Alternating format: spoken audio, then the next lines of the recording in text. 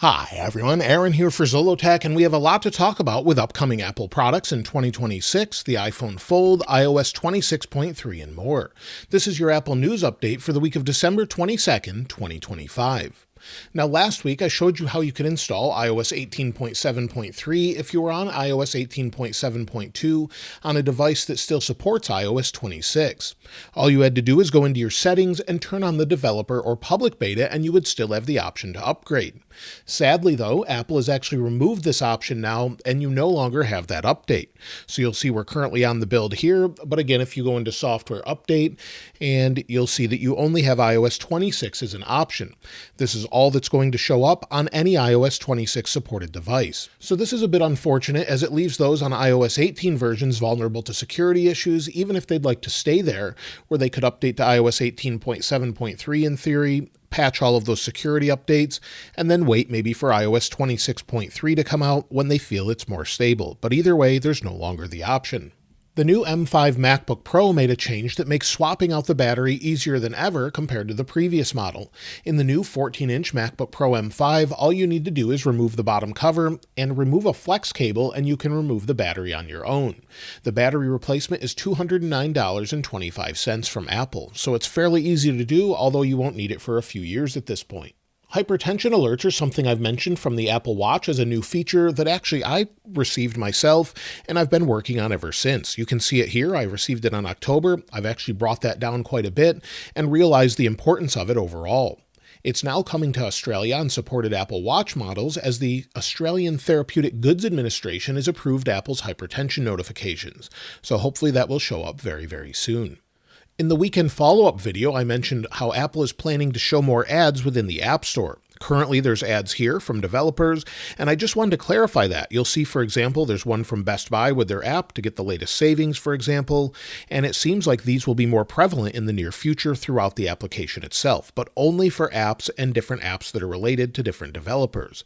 So I wondered what you thought of this, as I wasn't sure I was clear on that, but you can see that here where it says search results, reach users the moment they're searching for apps to download, and it says available in 2026, additional opportunities in search results. So I was curious what you thought about this. If that bothers you, it's not ads throughout the OS like you see on some other phones, but it is in the App Store specifically. So let me know what you think of that. Apple released a good amount of products this year, and Basic Apple Guy has actually posted a tier list of what he thinks they rank as. This is something that you may or may not agree with, but either way, he's made it available for you with the different assets so you can fill this in yourself on his site. So this is something, if you want to check it out, you'll see DIY 2025 Apple product tier list, and they're available here. So you can basically put anything in here along with the downloads and all of the files so you can fill it in yourself. So I'd be curious to think what you think the best products are in 2025 this year. Apple's considering building iPhone chip packaging in India now, according to a new report by the Economic Times. While the talks about supplying chip packages out of India is in the very early stages, some suggest that display chips could come out of the Sanand factory as Apple continues to diversify its supply chain away from China.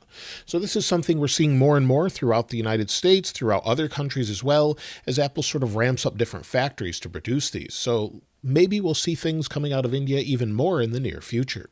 Apple this week has canceled the show The Last Frontier after its first season. You can see it currently ranks 5th as far as the top 10 TV shows, and I thought it was decent at first, but the plot did get a little odd and drawn out. However, I would have liked to see a second season to wrap up the story a bit, but it looks like we won't be getting that. However, Apple does have a new series called Born to be Wild that's a nature docuseries. There's 6 episodes available now, so be sure to check that one out if you're interested.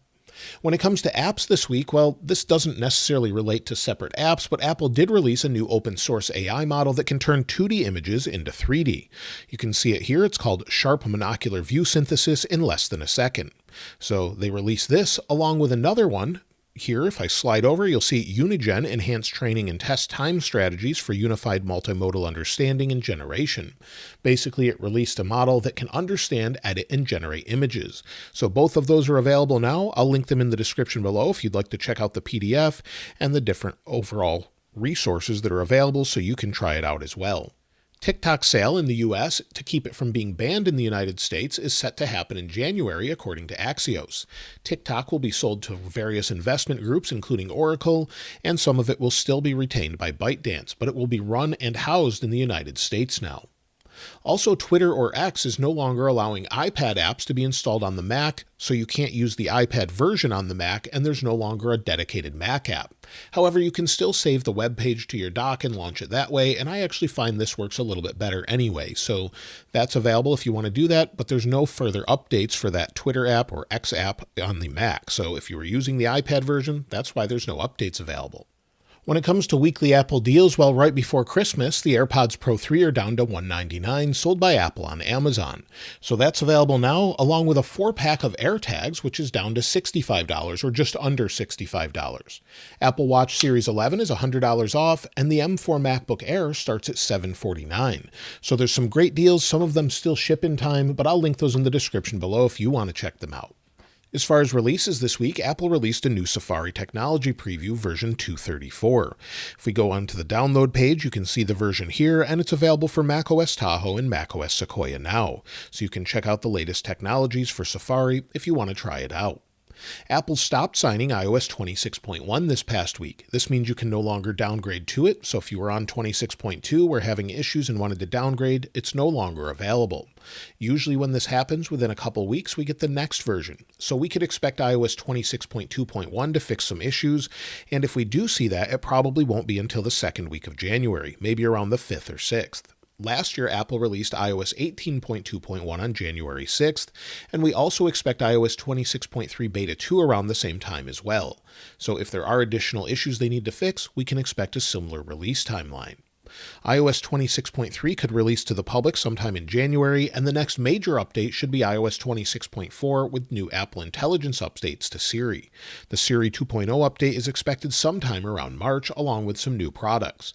So we could expect that, and then the next big update would be iOS 27, showing the first beta at WWDC 2026 in June, probably around June 8th or 9th. So that's what we can expect so far this year.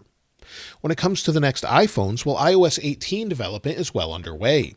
We're expecting it to basically look the same as we currently have, and according to Fixed Focus Digital, trial productions of the next year's base iPhone will start in February after the Chinese New Year. The design itself is not expected to change much. It's basically going to be different colors of the same phone, and we had such a big update this year with ProMotion, updated chipsets, cameras, overall battery life, and more, that next year's iPhone 18 will probably be just a minor upgrade to the chipset. Maybe a few small other things, but overall it's a great phone this year.